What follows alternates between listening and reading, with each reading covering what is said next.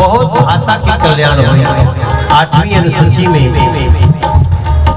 5 गो भाषा आवे की तैयारी में बाटे और भोजपुरी के जो अरमान बाटे बहुत जल्दी बहुत धन्यवाद भैया।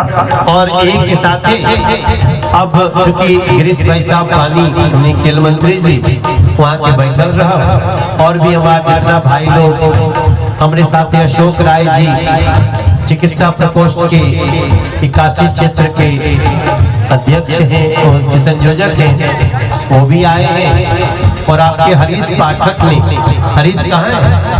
हरीश पाठक ने, दीना भाई लोग सब, ये दोनों लोग भैया हैं प्रधान जी, लेकिन ये दोनों लोगों को मैं बताता हूँ, ये विधायक जितना काम करते हैं, इतना काम करते हैं ये लोग। नहीं आजम देख ली, आजमगढ़ में जो विधायक लोग हुआ उन्होंने लोग के दुआरे के सड़क हमारा बनवाते वाह।